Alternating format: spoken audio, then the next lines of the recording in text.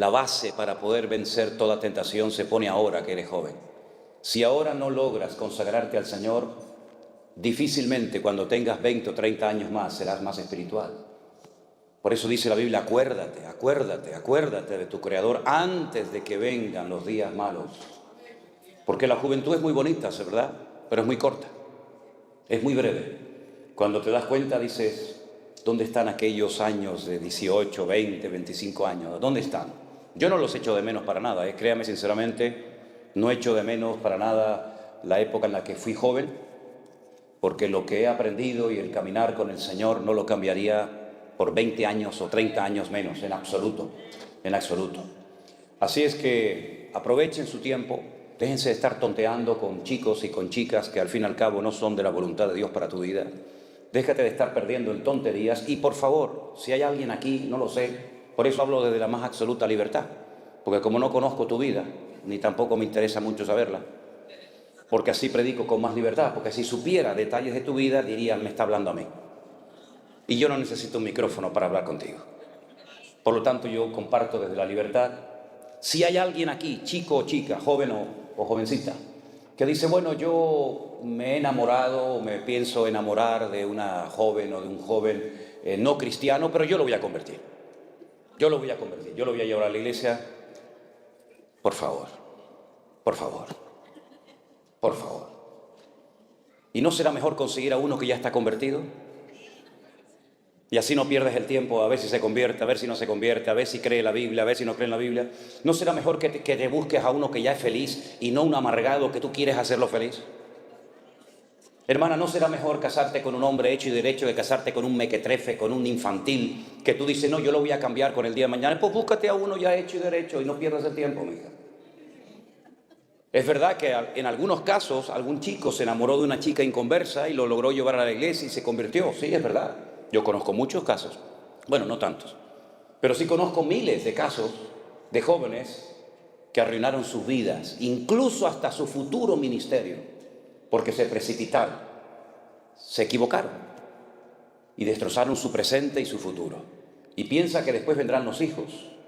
Y después que los llevamos a la iglesia católica a misa o los llevamos a la escuela dominical con el papá y con los abuelos. ¿Qué hacemos?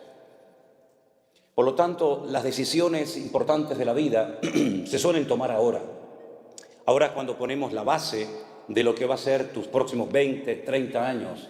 Por eso ora al Señor, busca. Mira, más vale llorar una semana. Se lo dije hace poco a una muchacha, creo que fue en Las Vegas. Le digo, mira, más vale llorar, no, perdón, en Miami. Más vale llorar una semana que llorar toda una vida. Yo conocí a una muchacha que un día llegó y me dijo si le podía firmar los documentos para ingresar en una escuela bíblica, porque sentía en su corazón que tenía que prepararse para servir al Señor. Y yo se los firmé, y bueno, fue a un campamento de jóvenes cristianos, y cuando regresó me dice, no voy a ir a estudiar a la escuela bíblica. Y le digo, ¿por qué? Dice, porque he conocido a un chico, bueno, un chico, era un viejo, era mucho más grande que ella, ¿no? Y no voy a ir porque creo que este es el hombre de mi vida. Y le dije, la semana pasada me dijiste que Dios había puesto en tu corazón y que Dios te había llamado para que te prepararas y le sirvieras. Y en tan solo una semana Dios cambió de opinión y te puso en medio a un hombre que no es el hombre de tu vida y lo vas a ver. Bueno, no hubo manera de convencerla, se casó con él, fue la mujer más desgraciada del mundo. Los pocos años que duró con él fueron una tragedia, él le pegaba, él la humillaba, parecía cristiano, en la iglesia era un santo, en la casa era un demonio. Muy atractivo, muy alto, muy no sé qué. Esta chica, cuando la miraba a la cara, agachaba la cabeza porque sabía perfectamente que había destrozado su vida. Un día cuando fue a entrar a su carro, a su coche, al abrir así la puerta, ¡pum!, cayó muerta fulminada en el suelo y ahí quedó su historia. ¿Qué necesidad tenemos de complicarnos la existencia? ¿Qué necesidad tenemos de sufrir toda una vida, verdad? Por haber tomado una decisión equivocada, con el hombre o con la mujer equivocada. Porque esto no es un contrato, esto es un pacto. Incluso como creyentes, seamos honestos, podemos tener incluso problemas en los matrimonios, ¿sí o no? Aún siendo los dos cristianos, aún siendo los dos hijos de Dios y aún yendo los dos a la misma iglesia. Imagínate tú uniéndote en yugo desigual. ¿Quieres convencer a Dios de que el que está equivocado es Él y no tú? ¿Quieres convencer a Dios de eso? Ya desde la antigüedad el Señor le venía enseñando de muchas maneras diferentes al pueblo de Israel que hay cosas en la vida que separadas funcionan, pero como las juntes, como las quieras mezclar, las arruinas. Miren, por ejemplo, la sal y el azúcar. Todos tenemos en casa un bote, un frasco con sal y otro con azúcar. Y por separado funcionan perfectamente. A mí me gusta tanto la sal como el azúcar. La sal es mal para la tensión, sí, pero yo tengo la tensión siempre por el suelo. Mi tensión siempre está por abajo de lo normal. Y mis pulsaciones son, en las noches llego a 38, 40 pulsaciones y durante el día no paso de 54, 55. Es así, toda mi vida ha sido así. Por lo tanto puedo comer toda la sal que me dé la gana. Y azúcar, vas a ser diabético. Un día comí 5 pasteles y me hicieron la prueba del azúcar y no tenía ni el mínimo. Así que puedo comer todos los pasteles que me dé la gana. Una maravilla, ¿no? Pero si usted junta en un mismo frasco azúcar y sal, lo estropea. Lo echas a perder. ¿Para qué sirve? Para nada. Para nada. Por eso el Señor en el Antiguo Testamento le decía a la gente, mira, cuando usted siembre su campo, a los agricultores, ¿verdad? No es como, por ejemplo, no sé aquí en Estados Unidos, pero por ejemplo en España, cuando alguien siembra maíz, entre planta y planta de maíz, por el centro siembra, por ejemplo, papas. Y así aprovecha, ¿no? Eso estaba prohibido en la Biblia. Usted está inutilizando la tierra. Los minerales que extrae la papa o el maíz son diferentes y al final le estás arruinando la tierra. Y por eso incluso hasta la tierra tenía que descansar cada 7 años. No se podían mezclar cosechas, no se podían hacer injertos, no se podía vestir una persona, hombre o mujer, con 2 tipos de materiales diferentes. No te podías vestir con un pantalón de lino y una camisa de lana, o un jersey de cualquier otro material. Tenía que ser todo igual, de arriba abajo, vestido de lana o de algodón o de poliéster, pero no se podían hacer mezclas. Cuando ibas a arar al campo no se podía coger el yugo, ¿verdad? Ese trozo de madera y ponerlo sobre un buey y al mismo tiempo sobre un mulo o sobre un camello. Dice, no puedes unir yugos desiguales. Y todo eso el Señor los fue enseñando a lo largo de la historia para enseñarnos que hay cosas que mejor no las mezcles. Y Pablo dice, no se puede mezclar luz con tinieblas, porque no son compatibles.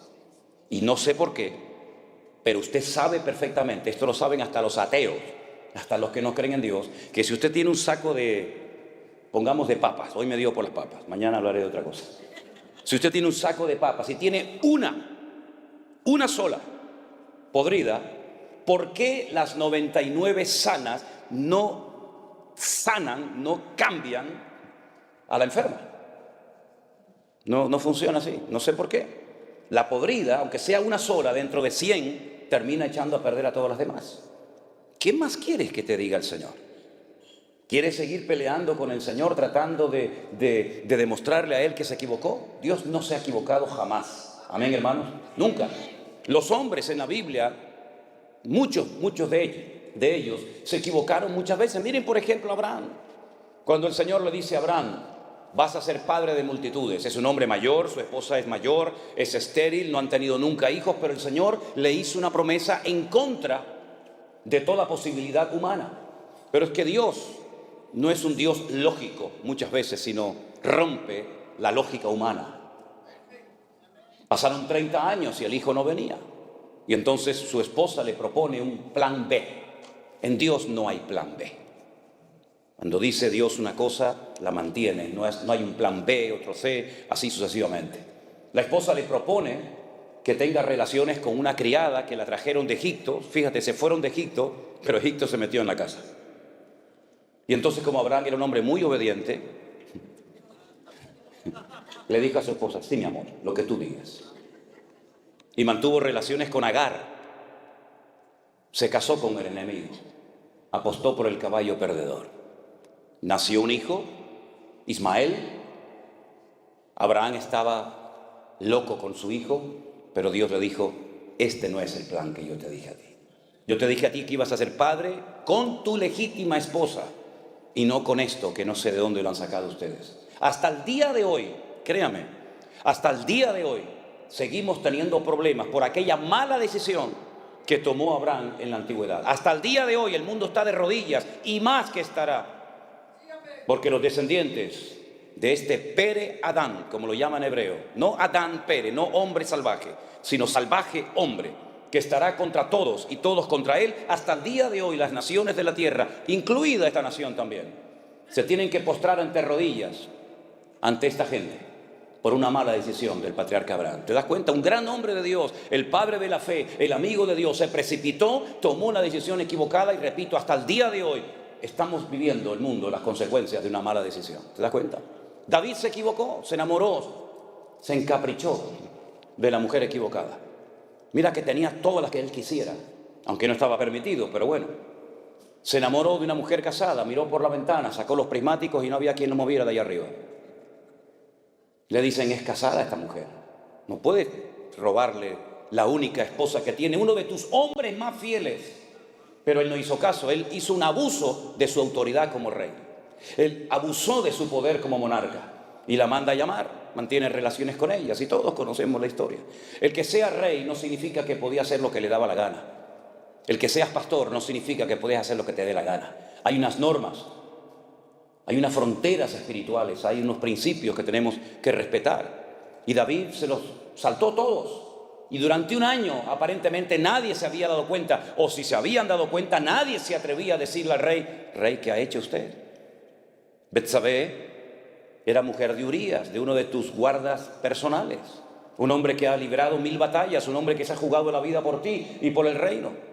Y no solamente esto, sino que viendo que la había dejado embarazada y su marido estaba en el campo de batalla, y ya me dirás a mí cómo se va a quedar embarazada una mujer cuando el marido está a 1000 kilómetros de la casa, por telepatía, ¿no? David dice, bueno, no hay problema, lo eliminamos. Como dice el refrán, matando al perro, matamos la rabia. Mató a Urías, se frotó las manos y dijo, wow, a disfrutar de la vida. Me salí con la mía, me salió el plan redondo. Le robé la mujer, maté al marido, me la llevo a mi casa y aquí no ha pasado nada. Al año, lo que pasó desapercibido ante los ojos de Dios, de los hombres aparentemente, no pasó desapercibido ante los ojos del Señor. Y el profeta Natán llegó y le dijo, tú eres ese hombre, después de aquella historia, ¿verdad?, que todos conocemos. ¿Te das cuenta cómo tarde o temprano la vida te va a pasar la factura? ¿Y qué necesidad tienes de pagar lo que tú no rompiste o lo que sí rompiste? Por eso piensa bien lo que vas a hacer, lo que estás haciendo con tu vida. Porque repito, más vale llorar una semana, un mes, que llorar toda tu vida.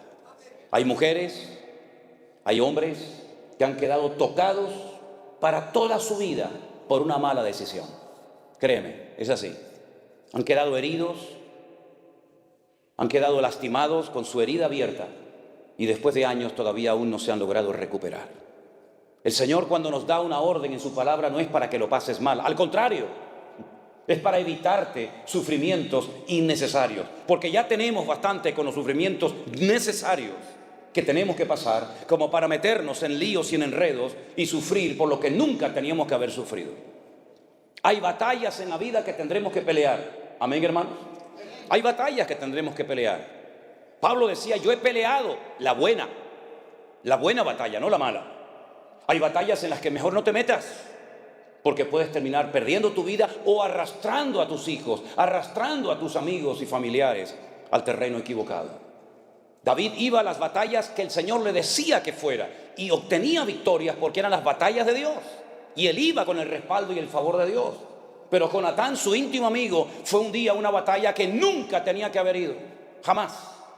Porque él sabía perfectamente que él no tenía que apoyar más a su padre, porque ya ni siquiera Dios lo apoyaba. ¿Y por qué voy a apoyar? ¿Por qué voy a respaldar, incluso hasta con mi presencia, algo donde Dios ya no está? Dios le dijo al profeta Samuel, no ores más por él, lo he desechado, no me sirve, es un desobediente de pies a cabeza. Búscate a otro hombre, búscame un hombre conforme a mi corazón.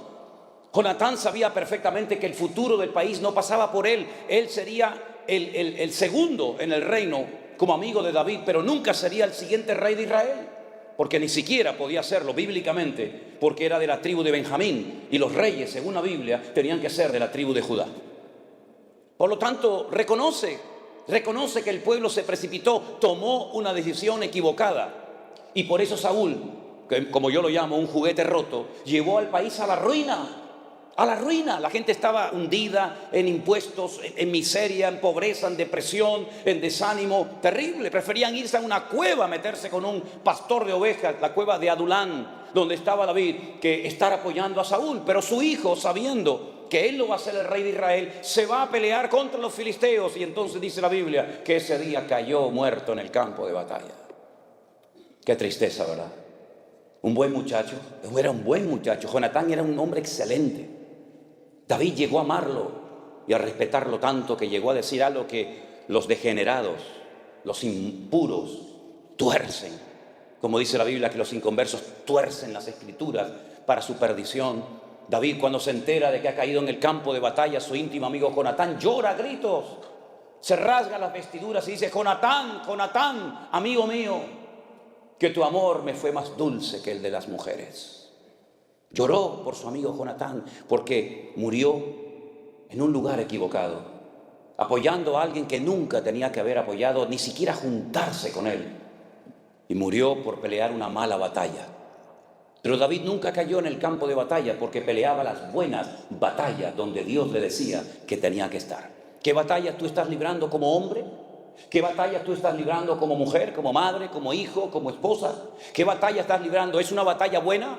¿Es una batalla necesaria por la cual tienes que pasar? Bueno, gloria a Dios. Dios te va a dar la fortaleza. Él es tu pronto auxilio en las tribulaciones. Por tanto, no temeré lo que me pueda hacer el hombre. Aunque un ejército acampe contra mí, no temerá mi corazón, porque tú eres mi luz y mi salvación. Caerán a mi lado 1000, 10,000 a mi diestra, mas a mí no llegará. En esas buenas batallas puedes contar con el favor y el respaldo de Dios. Pero en las malas batallas, donde tú te has metido por tu mala cabeza, por no haber consultado previamente con el Señor, puedes llegar a terminar perdiendo lo más valioso que tienes, tu alma, la vida eterna. ¿Y de qué sirve que ganes todo el dinero y todo el oro del mundo si pierdes tu alma? La Biblia llama al hombre que perdió su alma necio, porque es un necio una persona que hipoteca su vida espiritual por una noche de placer. Es un necio una persona que cree que por pecar esa noche y salir con la suya, e incluso llevarle la contraria a Dios, sabiendo que está desobedeciendo al Señor, va a ser bendecido. Jamás el desobediente será bendecido por Dios. Nunca, nunca. El desobediente, dice la Biblia, que Dios lo compara con un espiritista, una persona que consulta a los espíritus, entra en el mundo tenebroso de las tinieblas para manipularlo y ponérsela a su favor. Dice la desobediencia es como pecado de adivinación. Se lo dijo el Señor a través de Samuel al rey Saúl. Porque el desobediente es un manipulador, siempre tiene una respuesta, siempre tiene una excusa. Sí, pero bueno, hay pecados peores, mamá. En la iglesia hay muchos hipócritas. Y por eso, como hay muchos hipócritas en la iglesia, ¿tú tienes licencia para pecar? Como le dijo el Señor a Job: ¿me vas a condenar a mí para justificarte tú? Claro que hay pecados peores que los que podemos cometer en la vida, pero tú no tienes que rendirle cuentas por nadie delante de Dios, sino cuidar tu vida, porque solamente tienes una. Y lo más importante de la vida, ¿sabes lo que es? La vida. Eso es lo más importante, la vida que tienes. Aprovéchala y inviértela en las cosas del Señor antes de que vengan los días malos, dice la palabra de Dios, y no tengas en ellos contentamiento. Y en vez de haber muerto en paz, diciendo como aquel gran varón de Dios: he peleado la buena batalla, aleluya, he acabado la carrera, he guardado la fe. Terminar tus días amargado, frustrado, solo, ¿verdad? ¿Qué necesidad tienes de hipotecar tu futuro? Porque ahora tal vez no estás poniendo a Dios en primer lugar en tu vida. Dios no es un añadido más. Tengo esto y también tengo a Dios. No, Dios tiene que ser el centro de nuestras vidas. Tiene que ser la base y fundamento de nuestro hogar. Tiene que ser lo más importante en la vida, porque podrás tener muchas cosas, pero separados de mí, dijo el Señor, nada podrás hacer. Serás un hombre de éxito en los negocios, en empresas, en lo que tú quieras. Sin Dios eres un pobre desgraciado. A una iglesia entera, no a un individuo, no a una persona, sino a una iglesia entera, le dijo el Señor: pobres, ciegos, desnudos, miserables y desventurados. Jamás tales calificativos había utilizado el Señor para dirigirse a nadie, ni siquiera a su pueblo Israel. Sin embargo, esa iglesia, que era la última mencionada en la Biblia, la iglesia de la Odisea, fíjate lo que ellos decían. Fíjate, escucha. No tenemos necesidad de nada. Nos hemos enriquecido. Y el Señor le dice, ¿cómo? ¿Que no tenéis necesidad de nada? ¿Estáis ciegos, miserables? Compren colirio, que es como metafóricamente, compren algo, la fe que les va a producir ese cambio, esa transformación de la mente para que puedan ver la situación miserable en la que se encuentran. Es terrible, ¿verdad? Hay distintos niveles en el pecado. Y uno de los últimos eslabones de la cadena del desorden personal es la ceguera espiritual. Como decimos, ya ni siente ni padece. Tiene la conciencia cauterizada. Lo que antes le conmovía, ahora ni lo inmuta. La palabra que antes lo quebrantaba y le hacía llorar, como tiene su entendimiento entenebrecido, como se ha acostumbrado a pecar, su alma ha perdido la sensibilidad y es capaz de venir a un culto y estar pensando en lo que va a hacer dentro de un rato y volver a pecar otra vez. Porque son las distintas etapas, los distintos niveles de endurecimiento del alma. Y eso le ha pasado a mucha gente a lo largo de la historia, que incluso veían la gloria de Dios, veían milagros tremendos, únicos e irrepetibles, como por ejemplo los vio Faraón. Pero dice que él endureció su corazón. Y el Señor le dijo, ¿quieres endurecer tu corazón? Pues yo ahora te voy a ayudar, te lo voy a endurecer 4 veces más. Y ya ni siquiera viendo milagros, ni siquiera viendo un río convertido en sangre, ni un mar abierto, ni nada, ya no era capaz de reaccionar porque endureció tanto su alma, se apartó tanto del camino de la verdad, que ya no había marcha atrás, ya no había retroceso, ya no había posibilidad de cambio. Y nadie pasa de la noche a la mañana de ser un buen cristiano, de ser un buen hijo de Dios, a este nivel que estoy hablando, pero es un proceso, hermanos. Denle importancia a las cosas pequeñas en su vida también, ¿saben? Denle importancia. ¿Saben estos árboles gigantes que ustedes tienen por aquí, por California, estas secoyas? En una ocasión se cayó una de ellas, apareció tumbada en el camino. Y la gente dijo, ¿qué ha pasado con este árbol milenario? Este árbol que ha sido el orgullo de toda esta comarca. Y la gente venía de todas partes del mundo a sacarse fotografías. Ayer no hubo tormenta, no hubo un viento huracanado, no hubieron rayos, relámpagos, sino, ¿qué pasó? La gente se preguntaba. Bueno, vinieron unos expertos y extrajeron trozos de madera de su interior. Y cuando los analizaron en el laboratorio, llegaron a la siguiente conclusión. El árbol por fuera parecía muy lindo, pero el árbol por dentro estaba podrido. Las termitas habían hecho su trabajo y lo habían comido y comido y comido y comido. No se veía el problema interno que tenían. Por fuera era todo fachada y apariencia, hasta que una mañana cayó. Guarda tu corazón, porque de él fluye la vida. Guarda tus ojos, y si te son tropiezo, arráncatelos. Mejor es entrar sin ojos al reino de Dios que bajar al infierno con tus 2 ojos viendo perfectamente. Guarda tu mente, guarda tus manos, guarda tus pies. Haz pacto con tus ojos. Y si te dominan, cósetelos. Pero no permitas que con tu mirada, con tu boca, con tus oídos, con tu corazón, peques contra tu Dios, el cual te anhela celosamente. Y si tienes problemas con esto, con el dinero, cósete los bolsillos, dile a tu esposa, cóseme el bolsillo. Porque no sé si esto era para el Señor o era del bolsillo derecho. Creo que era este, no estoy seguro si era este. Si tienes problemas a la hora de administrarte, cósete los bolsillos. Y pídele al Señor que te enseñe a ser un sabio y obediente administrador de los recursos que Dios te ha dado antes de que te los quite y se los dé a otro más fiel que tú. Hermanos, ustedes ya no son niños en Cristo, llevan años escuchando palabra. No le estoy hablando a un grupito de niños de la escuela dominical que hay que enseñarles lo que es un versículo, un capítulo. Le estoy hablando supuestamente, se sobreentiende, a personas que ya tienen un nivel de conocimiento, de madurez. Ya algunos de ustedes llevan años en 1, 2 o 3 o 20 iglesias. Tal vez incluso algunos de ustedes estuvieron sirviendo al Señor en la alabanza, en la predicación, en la enseñanza como misioneros, no lo sé. Pero hermanos, cuando uno ya lleva tiempo en el Señor, es tiempo de que uno demuestre, no con palabras, sino con acciones, que verdaderamente hemos madurado y crecido en Cristo Jesús. Y se nos tiene que exigir más a los que somos maduros en Cristo que a los que recién empiezan. Pero saben a veces lo que he visto, terrible, que a veces los nuevos, los que empiezan, le dan ejemplo a los viejos. Son más puntuales, son más consagrados, puedes contar con ellos para todos, ¿verdad?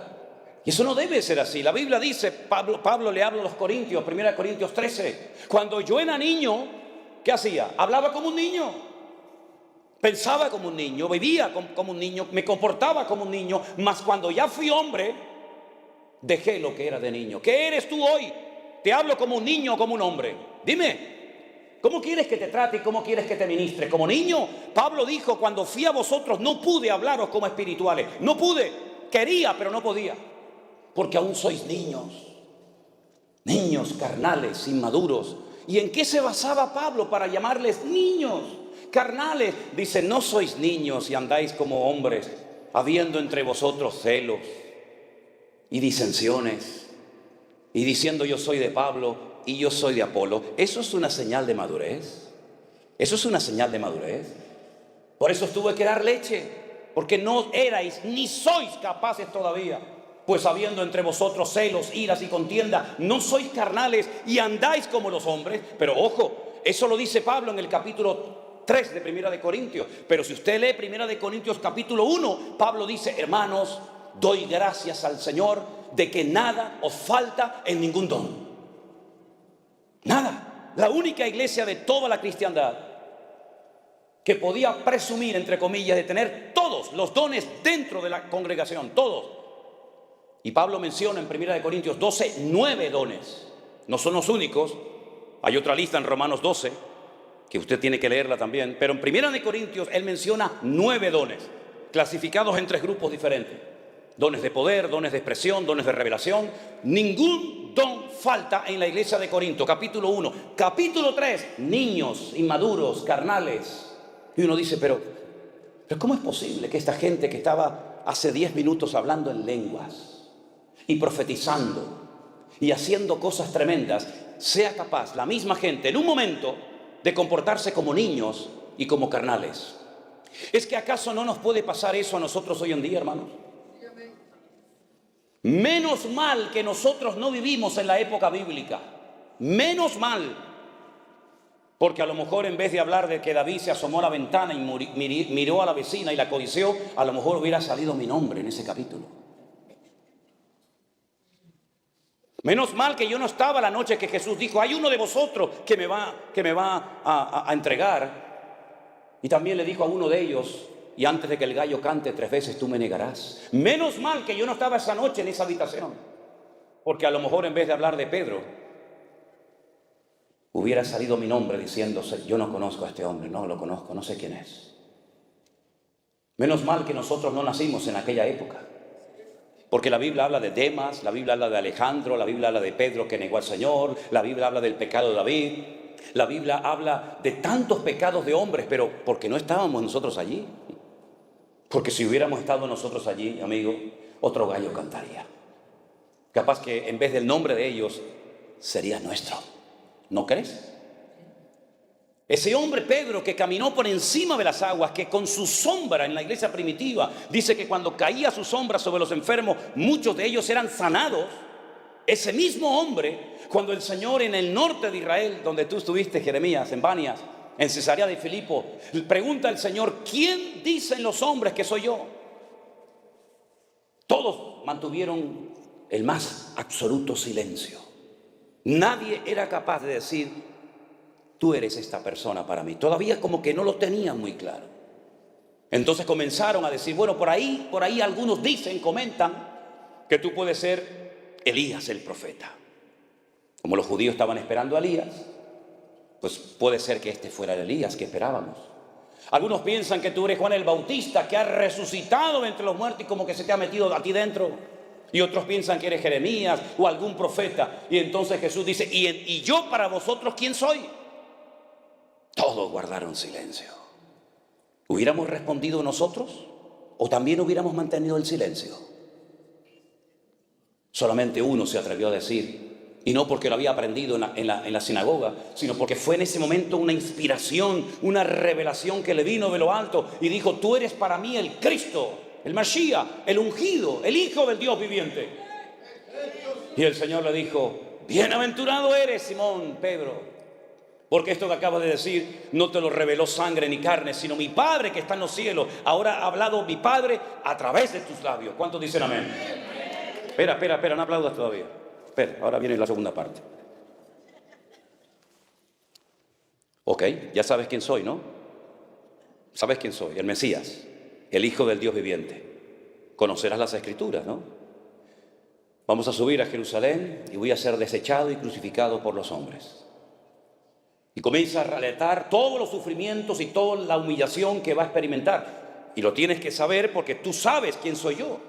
En el momento en el que Pedro, que seguramente infló el pecho como el pavo real, mira lo que me acaba de decir el Señor, en el momento en el que Pedro se entera que van a matar a su Señor, que van a crucificar a su Maestro, automáticamente el mismo Pedro, recién felicitado por el Señor, recién alabado por el Señor, públicamente dice: no, espera, aguanta, no, de ninguna manera. ¿Cómo que te van a matar? Y yo que he dejado mi casa, mis barcas, mis redes, mi familia, mis amigos, yo que le he hablado a mis vecinos de que he encontrado al camino, a la verdad, a la vida, al autor de la vida, al consumador de la fe, yo que me la he jugado por ti, de ninguna manera, en absoluto. Yo no voy a permitir que te lleven a la cruz. Y el mismo Señor Jesucristo que recién lo acababa de alabar, ahora dice: apártate de mí, Satanás.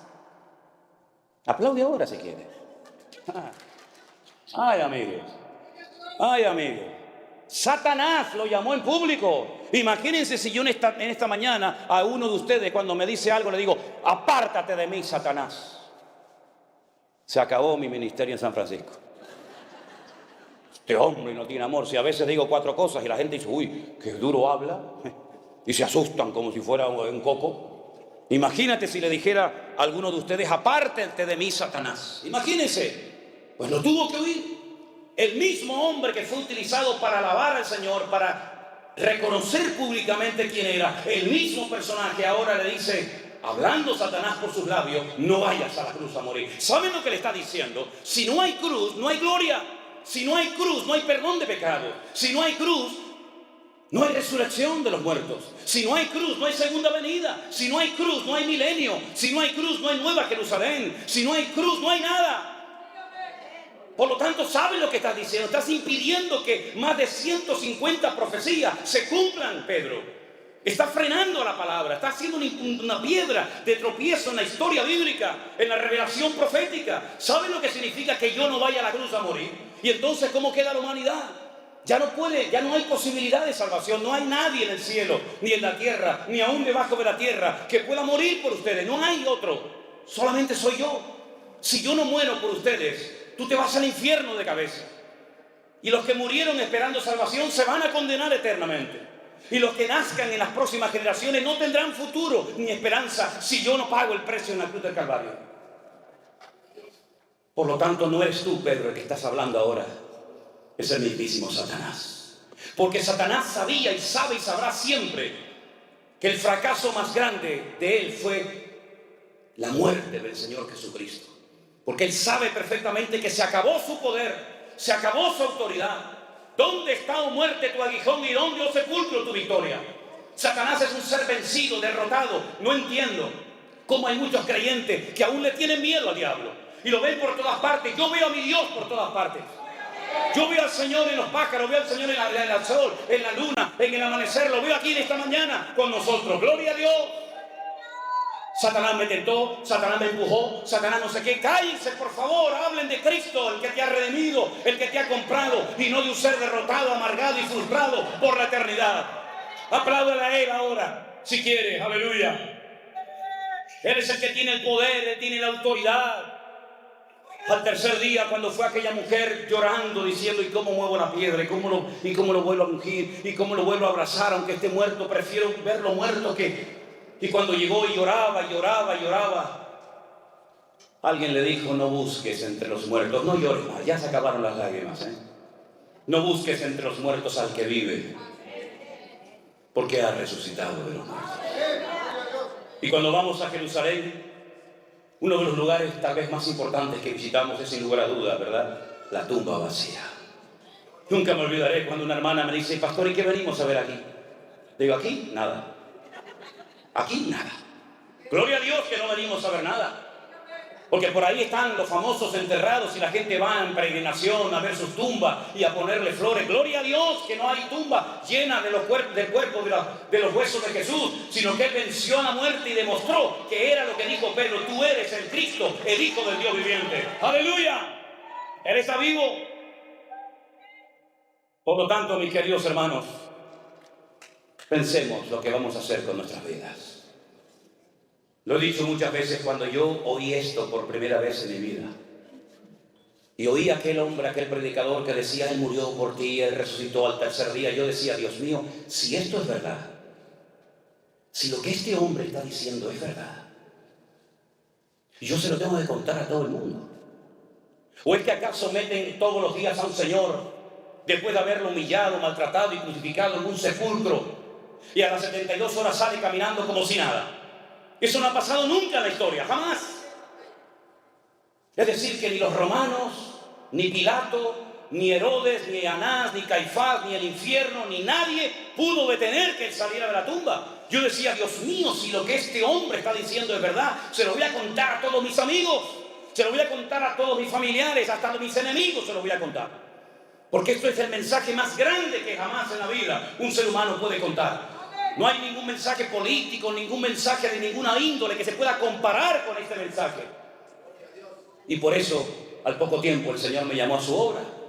Y por más de 41 años, lo único que he hecho en mi vida es hablar y predicar de Él, porque Él es el único que puede cambiar las vidas, romper las cadenas, cambiar las circunstancias, unir a los matrimonios, transformar a las personas destrozadas por el diablo. ¿Por qué? Porque ahora el poder y las llaves las tiene Él. Por eso le dijo a Juan en la isla de Patmos: yo me ore, Juan, tranquilo, no te preocupes, yo sé que te doy miedo porque nunca me has visto así. Con los ojos como llama de fuego, con los cabellos blancos como la lana y con una voz como si fuera estruendo de muchas aguas. Yo sé que has caído a mis pies como muerto, pero no tengas miedo, Juan, no te preocupes. Yo soy el primero y el último, el que estuve muerto, mas he aquí que vivo por los siglos de los siglos, amén. Y tengo las llaves de la muerte y del Hades. Y el que tiene las llaves es el que tiene el poder y la autoridad. Y yo soy el que tengo la autoridad arriba en el cielo, abajo en la tierra y aún debajo de la tierra. Yo tengo autoridad, yo tengo poder, porque he vencido al diablo y a sus demonios. Y esa autoridad no se la llevó el Señor a la gloria. El Señor nos dio esa autoridad a ti y a mí como cristianos. Por eso dice la Biblia en Marcos: id por todo el mundo y predicad el evangelio a toda criatura. El que creyere y fuere bautizado será salvo, mas el que no creyere será condenado. Por eso dice la Biblia: en mi nombre echarán fuera demonios, en mi nombre hablarán nuevas lenguas, en mi nombre pondrán las manos sobre los enfermos y sanarán. Porque no es un nombre de un cadáver, no es un nombre de un muerto, no es un nombre de un santo, de una virgen, de un párroco, de un papa. Es el nombre sobre todo nombre. El nombre de Jesús, ante el cual toda rodilla se doblará y toda lengua confesará que Él es el Señor, para gloria de Dios Padre. Amén, aleluya. Y es en ese nombre que nos juntamos en esta mañana aquí. Y por eso hay gente entre nosotros que dejó la droga, porque Cristo tiene más poder que la heroína. Y por eso hay gente que salió de la santería y de la brujería, porque Cristo tiene más poder que los demonios. Y me da igual si matan pavos, si ponen velas negras, si echan agua de coco, me da igual lo que hagan. El que controla y tiene las llaves no es el santero y el brujo de la esquina, que cuando le llama a la gente para: dígame por favor si mi marido va a venir, dígame si está con otra, tráigamelo por favor y dígame si voy a ser feliz. Le dice: ¿y cómo se llama usted? Hágame el favor, caballero. Usted me va a arreglar la vida y no sabe ni cómo me llamo. Empecemos por ahí. Dígame cómo me llamo. Dígame el número de mi pasaporte. Dígame el número de zapatos que uso. Dígame el número de zapatos y de pantalones y de calzoncillos que uso. Dígamelo. Dígame qué comí la semana pasada. Dígame cómo duermo. Dígame qué es lo primero que hago al acostarme, al levantarme. Dígamelo. Cuénteme de los detalles de mi vida. Y después comenzaré a abrir mi corazón a contarte a ti mi vida. Me tienes que preguntar, ¿estás casado o soltero? ¿A ti qué te importa si estoy casado o soltero? ¿De qué signo eres? Míralo ahí, tú que tienes tanto poder, míralo ahí, a ver de cuál soy. Sin embargo, al Señor no le tienes que decir nada. Porque cuando Él vio a aquel hombre, le dijo, chicos, escuchen bien, vengan para acá. Este es un verdadero israelita. Y le dice, ¿y cómo sabes? Dice, yo te vi a ti cuando estabas debajo de la higuera, muchacho. Y le dijo, Dios mío, dice, no te asustes. A partir de ahora verás más cosas más grandes que esa. El Señor sabe cómo eras en el vientre de tu madre y sabía si ibas a ser varón o hembra. Porque no hay otro más que varón o hembra, ¿eh? No hay otra cosa, hay varón y hembra. No hay más. No hay más. Aunque los degenerados digan que hay 37 sexos diferentes, mentira. No hay más, hay varón y hembra. Así dice la Biblia que Dios los creó. Es que soy una mujer y cuerpo de hombre. Tú lo que eres un tarado, que no es lo mismo. Un enfermo, que necesitas ayuda urgente, hijo. Falta una identidad tremenda, ¿verdad? Al Señor no tenemos que contarle nuestros secretos porque Él dice que Dios nos entretejió en el vientre de nuestra madre. Y aún antes de nacer Él sabía que tú hoy ibas a estar en este lugar. Y te capacitó para que fueras una persona que viviera siempre como cabeza y no como cola, arrastrándote por la vida, sino de victoria en victoria, de gloria en gloria, de triunfo en triunfo y de bendición en bendición. Ese es nuestro Dios. Vendrán luchas y dificultades, da igual, mayor es el que está en mí que el que viene contra mí. Pablo decía, les voy a dar una lista de todo lo que yo he superado en la vida. Mira, ángeles, principados, potestades, lo presente, lo porvenir, lo alto, lo bajo, lo presente, lo futuro. Ninguna de estas cosas jamás nos podrá separar del amor de Dios que es en Cristo Jesús, Señor nuestro. Antes bien, en todas estas cosas somos más que vencedores. Hemos sido creados por Dios con amor, con mimo, con cariño. Aprende a respetarte, hombre. Aprende a valorarte. Dios te hizo así como tú eres. Y el día que tus padres tuvieron relación, 5, 6, 7, 8, 9, 10 millones, depende, podían haber nacido antes que tú. Pero ¿saben qué? Yo llegué primero. ¿Me están entendiendo? Yo no sé dónde se quedaron los 9 millones, ni me interesa. Pero yo sé que cuando era una cosa así, con un rabo que parecía una lagartija más que un ser humano, yo le gané a todos. Y mi Dios permitió que yo llegara allí donde tenía que llegar. Y si antes de conocerlo a Él, si antes de tener el Espíritu Santo dentro de mi cuerpo, si antes de haber sido redimido y comprado por la sangre de Jesús, si antes de tener mi nombre inscrito en el libro de la vida, le gané a 9 millones o a 10 o a lo que fuera, ¿cuánto más ahora que el Señor está con nosotros como poderoso gigante y nadie nos podrá separar del amor de Cristo? Por lo tanto, no vivas como un mequetrefe, no vivas como un amargado, siempre pidiendo oración por aquí, por allá. Ore usted a Dios, que Dios a usted lo oye igual o más que a mí, mi querido hermano. No dependa del apóstol, no dependa del reverendo, no dependa del gran ungido de Jehová, dependa única y exclusivamente de Él. Y si tiene un problema, entre en su casa, en su habitación, cierre la puerta para que nadie le oiga, póngase de rodillas o tírese al suelo como yo hago. Y tu Padre que te ve en lo secreto te recompensará en público. Y aprender a descansar en Dios, decir, bueno, yo he orado, Dios me ha escuchado, ahora pacientemente voy a esperar a ver cómo Dios lo va a hacer. Pero que Dios tiene el control, no le quepa a usted la menor duda. Cuando aquel arcángel tremendamente poderoso, y les puedo asegurar que nada de lo que estoy diciendo lo tenía pensado compartir en esta mañana, créanme, en absoluto. Les puedo enseñar hasta los textos que tenía, pero el Señor me llevó por otro lado. Cuando aquel arcángel tremendamente poderoso se acercó a aquella jovencita comprometida con un tal José y le dice, salve muy favorecida, bendita tú entre las mujeres. Ella se quedó sorprendida diciendo, pero ¿qué salutación es esta? Jamás Dios, jamás ningún arcángel le ha dicho a una mujer a lo largo de la historia de la humanidad, bendita tú entre todas las mujeres. Y le da 7 profecías, están en Lucas. 7 profecías, 4 se han cumplido, 3 todavía faltan por cumplirse. Tendrás un hijo que reinará sobre la casa de Jacob para siempre. Su reino no tendrá fin. Y ella oye aquello y se queda tan impactada. Y la única pregunta que le hace a aquel poderoso ser angelical es: ¿cómo? Porque lo que me estás profetizando es inmenso. Ni Sara, ni Rebeca, ni Ruth, ni Esther, nadie jamás ha recibido semejante sorpresa y bendición. ¿Cómo? ¿Cómo? Porque estoy simplemente comprometida, ni siquiera estoy casada todavía con mi marido. Y la respuesta fue la misma respuesta que Dios a ti y a mí nos dará siempre cuando le preguntemos al Señor: ¿cómo lo vas a hacer, Señor? Le dijo: lo que es imposible para los hombres es posible para Dios. El Espíritu Santo vendrá sobre ti y te cubrirá la sombra del Omnipotente. Así es como Dios hace la obra. A veces invisible. ¿O es que acaso alguien ve al Espíritu Santo? ¿Verdad que no? Pues esa es la forma como Dios ha escogido utilizar esta herramienta que llamamos iglesia virtual.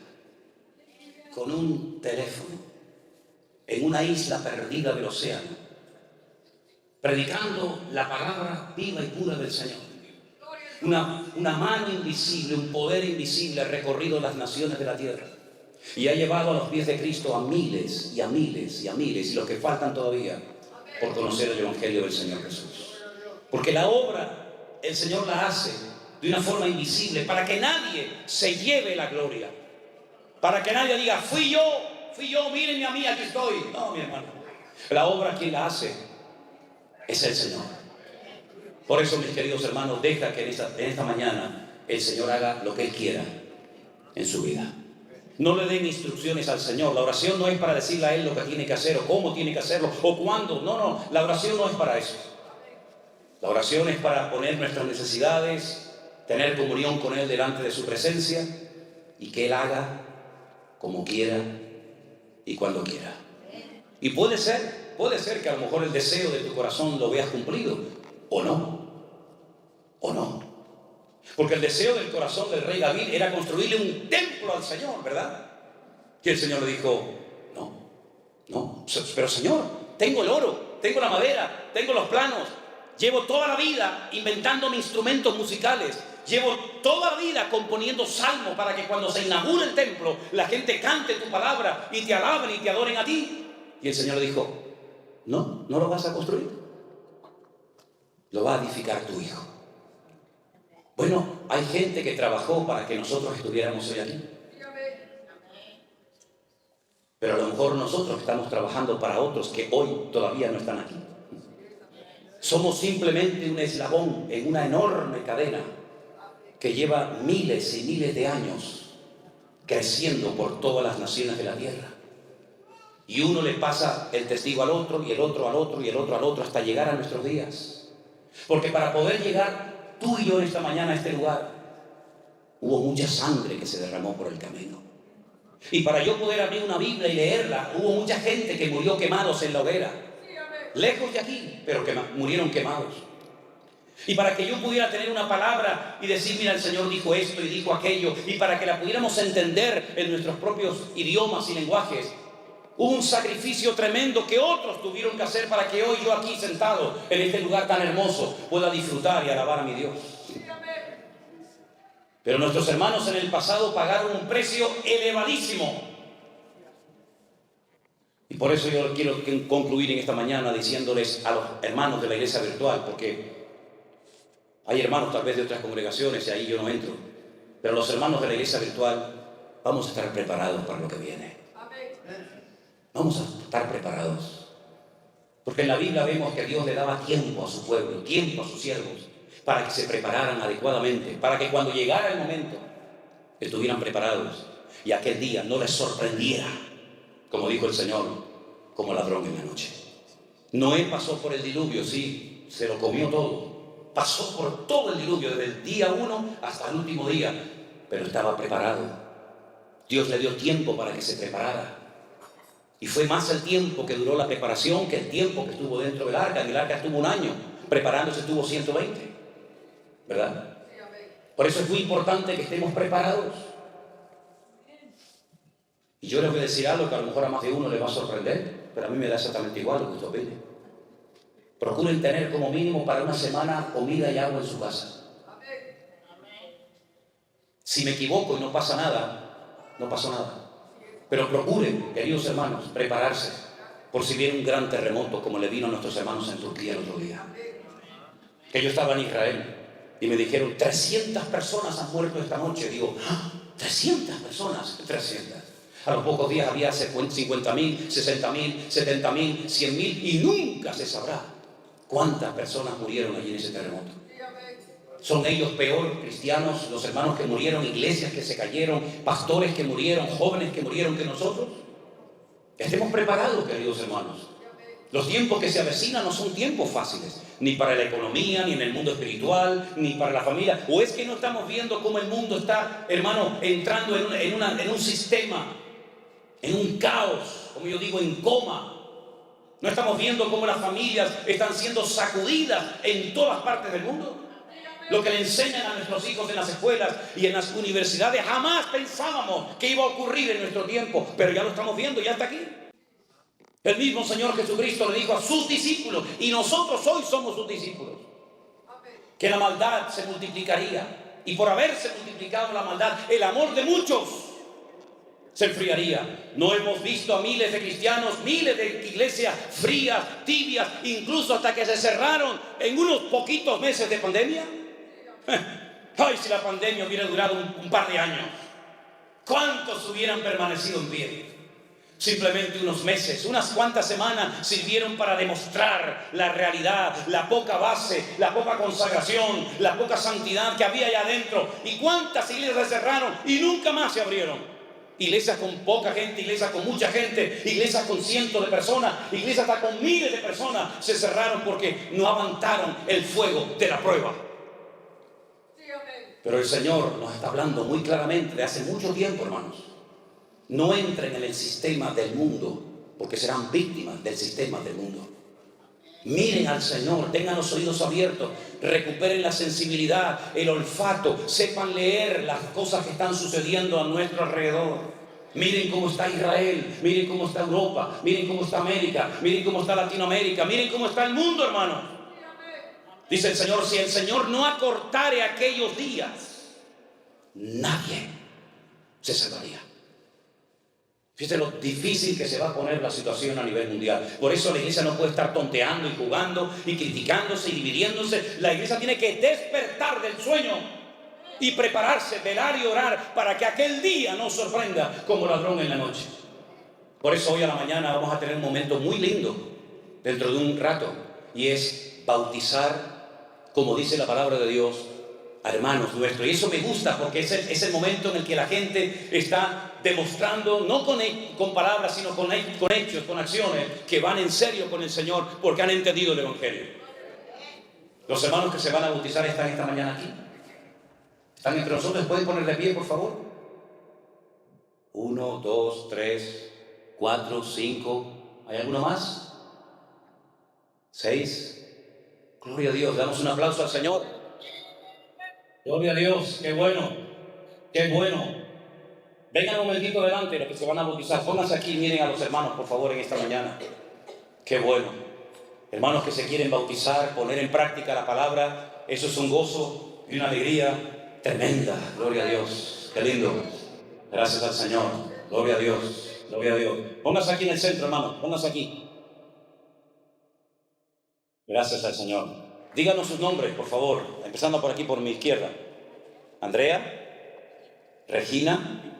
Víctor, Nexi, José Juan y Carolina. Gloria a Dios. Hermanos queridos, un momentito. Nosotros no hemos obligado a esta gente ni le hemos dicho que se tienen que bautizar. Yo por lo menos no. Estoy seguro que Jeremías tampoco. Es algo que el Señor ha puesto en vuestros corazones. Esto no es como una secta que en un tiempo determinado sí o sí se tienen que bautizar. Esto no es por presión. Esto es por convicción. Ustedes han entendido, según la palabra de Dios, que la gente en la Biblia se bautizaba cuando eran grandes, no cuando eran chiquitos. José y María no llevaron al niño a una iglesia, a una pila bautismal, y allí hubo un señor que le echó un poquito de agua por la frente. No, eso no era bíblico. Eso fue un invento a partir del siglo III, IV después de Cristo. La gente se sumergía porque es como una especie de funeral, ¿me explico? Una especie de entierro a la antigua vida. Adiós, ya no quiero saber nada de mi antigua vida. Y ahora cuando salgo del agua, salgo para una vida nueva, vivir solamente para la gloria y la honra del Señor. ¿Vais en serio con Cristo? ¿Van en serio con Cristo? Bueno, el paso que van a dar hoy es muy importante, pero no deja de ser un solo paso. Vendrán otros y otros y otros pasos más. ¿Están sus vidas en orden? No casamos gente que no está casada legalmente. ¿Están ustedes en orden? ¿No llevan una doble vida? Bueno, Dios lo sabe. ¿Ok? Porque el bautismo se hace una vez, nada más. Se quiso poner de moda, yo lo corté, por supuesto. Cuando íbamos a Israel, la gente veía el agua del río Jordán y decía, ¡ay, pastor, bautíceme! Digo, mire, ¿usted sabe lo fría que está ese agua? Por favor, si podemos evitarlo, evitemos. Me he enfermado muchas veces por bautizar en agua fría, ¿sabes? Y hasta el año pasado tuve que estar metido en la habitación de un hotel, que cogí una neumonía terrible en mi pulmón izquierdo y me estaba ahí casi muriendo. Me tuvieron que traer una máquina para poder respirar porque me agarró el frío y bueno, tremendo. Y le digo, ¿por qué se quiere bautizar? Y dice, no, yo ya estoy bautizada, pastor. ¿Cómo? ¿Y se quiere bautizar otra vez para qué? Dice, no, para renovar. Digo, ¿renovar qué, mija? Renueve el pasaporte, renueve la visa, renueve el ID. Pero renovar el bautismo, eso no está por ningún lado. Usted no tiene que renovar nada. Además, me hace un favor, no metiéndome ahí otra vez. El bautismo se hace una vez y para siempre. No para agradar al pastor, no para agradar a la mamá, no para agradar a la esposa o a la esposa. Se hace para honrar a Dios y obedecer al Señor. Y usted va a ver que Cristo se bautizó con 30 años. Con 30 años. Y si Él es nuestro ejemplo, imitemos su ejemplo. Los discípulos bautizaban a gente que se convertía, se arrepentía y luego querían bautizarse. No al revés. En la Iglesia Católica se asustó durante siglos a la gente diciéndole que si los niños no eran bautizados se iban al limbo. ¿Y eso dónde está? Al limbo. Claro, decir que el niño no bautizado se iba al infierno era muy duro, ¿no? Muy fuerte. Y al cielo, pues como que no. Entonces se inventaron el limbo. Pero ustedes saben, los católicos deben de saber esto. El papa este que dimitió y que se murió hace poquito, el viejito Ratzinger, él dijo que el limbo era mentira, que no existió y lo quitó de la Iglesia Católica. Eso muchos católicos no lo saben. Entonces el católico tiene 3 sitios donde dice que va una gente cuando se muere.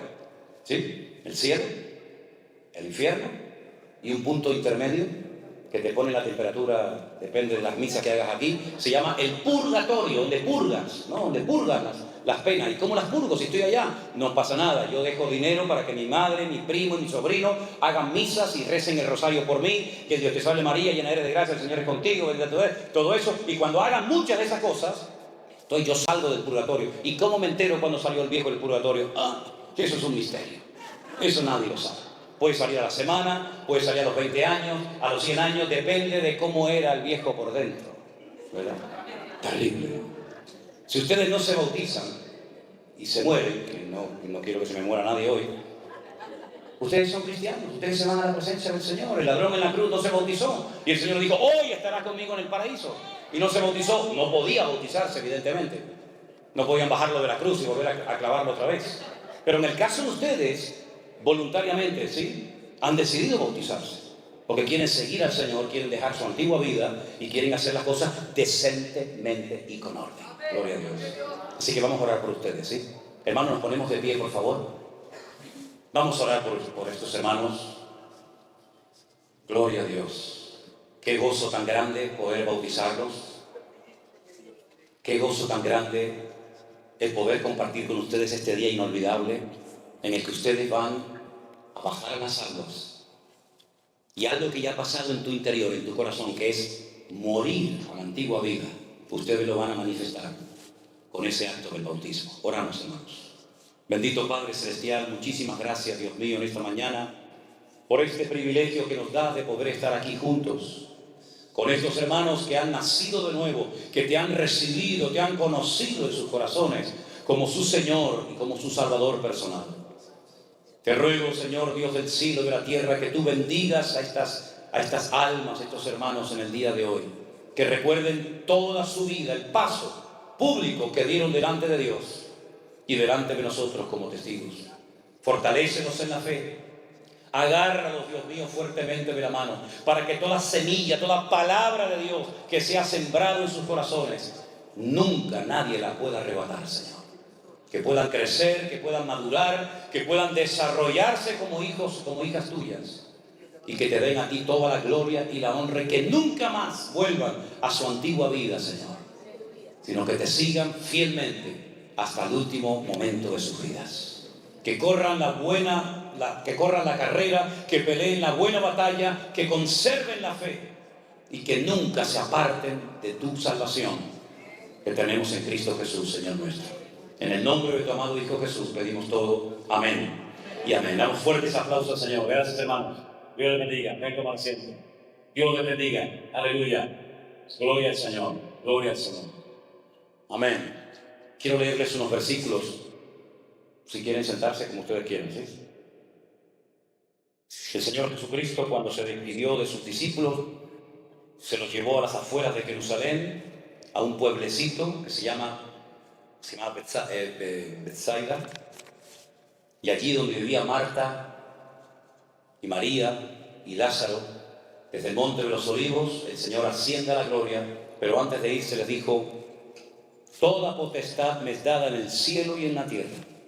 Por tanto, id y haced discípulos a todas las naciones, bautizándolos en el nombre del Padre y del Hijo y del Espíritu Santo, enseñándoles que guarden todas las cosas que os he mandado, y he aquí yo estoy con vosotros todos los días, hasta el fin del mundo. Amén. Esas fueron las últimas palabras, las últimas instrucciones que el Señor Jesucristo le dio a sus discípulos. Vayan por todas las naciones de la tierra, no se encierren en cuatro paredes, salgan y anuncien mi palabra.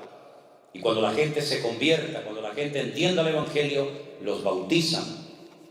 Y entonces díganles que yo voy a estar con ellos todos los días hasta el fin del mundo, que nada ni nadie los arrebatará jamás de mi mano. Y además instrúyanlos, enséñenlos a que no solamente sean seguidores míos, sino discípulos míos. ¿Cuál es la diferencia? Hay una diferencia enorme. Un seguidor es una persona que sigue, pero no termina nunca de comprometerse. Tal vez no puedes contar con él. Es una persona que siempre tiene otras cosas más importantes, según él, antes que servir al Señor, etc. Pero el discípulo es la persona que se pone bajo la disciplina de su maestro. El discípulo es la persona que acepta el trato personal y directo de aquel que lo ha llamado.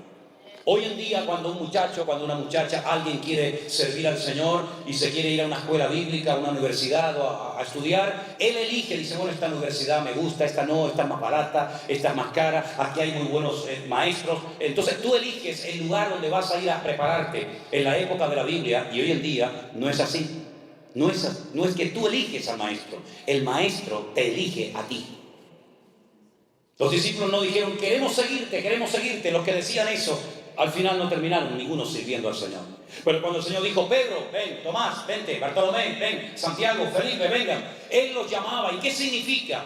Que el Señor tomaba, el maestro toma la iniciativa de llamar al discípulo, número uno, número dos, de preparar al discípulo, y número tres, de cubrir todas sus necesidades. Y esto muchos no lo saben. Si Dios te llama, Dios te capacita y Dios te sustenta. Le dijo el Señor un día a sus discípulos: ¿os faltó algo cuando yo los envié a predicar? Dígame la verdad. ¿Os faltó comida? ¿Os faltó calzado? ¿os faltó alimento? No, Señor. Porque el discípulo estaba tranquilo porque el que lo llamaba cubría todas sus necesidades. ¡Wow!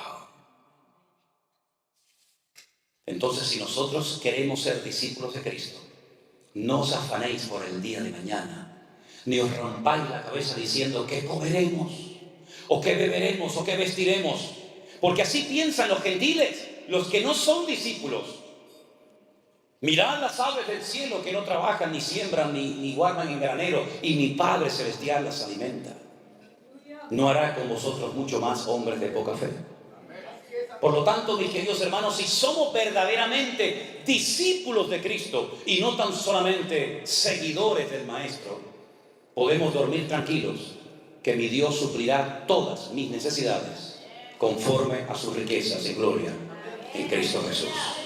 Lo último que a usted le tiene que preocupar siempre es lo económico, que es lo que generalmente es lo que más le preocupa a la gente. ¿De qué voy a comer? ¿Dónde voy a vivir? ¿Y cómo voy a pagar la gasolina? ¿Y cómo voy a viajar para acá? Eso es lo último de lo cual usted tiene que preocuparse. ¿Usted qué tiene que hacer? Buscar primeramente el reino de Dios y su justicia, y todas las demás cosas vendrán por añadidura. Cada vez que hacemos un viaje, nos vamos cargados con un montón de ropa. Yo no pido nada a nadie, jamás. Pero si a alguien me va a regalar algo, que no estoy pidiendo nada, porque ya no me cabe más, por favor, no me cabe. Me han regalado hasta collares para mi perro. Lo que nunca en la vida, un collar de luces con LED, con GPS para el perro, increíble. Por favor, acierten con la talla. Acierten, porque o me dan camisitas así de niño pequeñito, o me dan camisas así de hombre gigante. Yo ni soy tan chiquitito, ni soy tan grande. Menos mal que las cosas grandes se las doy al mando. ¿Verdad? Pero hermanos, no se preocupen por la ropa, no se preocupen por la comida. Yo creo que comemos más de la cuenta, ¿no les parece? Mírese así, haga así. Mírese un momentito así, se ve todavía el cinturón o ya no se lo ve. Y se nota el cinturón. ¿Se puede amarrar así? ¿Se puede amarrar los zapatos o dice, uy, ya no me puedo ni mover? Hermanos, comemos más de la cuenta. Comemos más. Podríamos estar días y días sin comer con toda la grasa que lleva por dentro, con todo el McDonald's que se ha metido. Usted puede vivir semanas enteras, hermano, créame. No se preocupe por la comida. No se preocupe por la comida. Es más, uno se siente mejor cuando no come que cuando come. Yo, por lo menos a mí. Me siento mejor. Por lo tanto, mis queridos hermanos, nuestra prioridad no es esas cosas. Nuestra prioridad es servir al Señor. Que Dios les bendiga, queridos hermanos. Fuertes aplausos a nuestro Dios. Manos Jeremías. Dios le guarde. Amén. Gracias, queridos. Todos sabemos el motivo por el que hemos venido esta mañana a este lugar. Damos gracias al Señor, ¿verdad? Porque vamos a poner en práctica un mandamiento de la palabra. Y cuando alguien pone algo en práctica de la palabra en su vida, siempre hay bendición. Siempre. Aunque uno no la pida, aunque uno no la busque, la bendición te va a encontrar, porque al obediente le caen las bendiciones encima, ¿verdad? Al desobediente como que se van corriendo, ¿verdad? Así que ustedes van a poner en práctica un mandamiento de la palabra, que es bautizarse, ¿verdad? En el nombre del Padre, del Hijo y del Espíritu Santo, dando testimonio de que ustedes ya han nacido de nuevo, de que ustedes han recibido y reconocido a Cristo en su corazón como su Señor y Salvador personal, y quieren dejar atrás la antigua vida, ¿verdad? Y vivir solamente para Cristo, por supuesto con la ayuda de Él, por supuesto con su gracia y su favor, y esforzándose cada día, porque la vida cristiana para ninguno es fácil, y menos en estos tiempos. Pero les felicitamos de todo corazón por haber llegado hasta aquí, y queremos orar y presentar este momento a nuestro Dios en oración. Jeremías, por favor, nos diriges en oración. Amén. Oramos. Padre, te damos las gracias por este tiempo que nos permites, Señor, celebrar.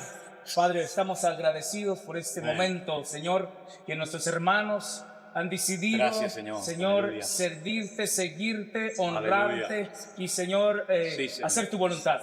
Padre, gracias por este momento. Señor, los bendecimos. Padre, gracias porque eres tú el que has puesto en sus corazones en poner en orden, Señor, su caminar contigo. Señor. Padre, gracias en el nombre poderoso de Cristo Jesús. Amén. Amén. Y amén. Aleluya. ¿Quién va a ser el primero que va a entrar? Uy, está calentita. Oh, yo pensaba que estaba con fe. Gloria a Dios. Mira, la mujer es posible. Amén, así es. Gloria a Dios. No piensen en lo frío, no piensen en ¿El lo nombre frío. era, hermana? Regina.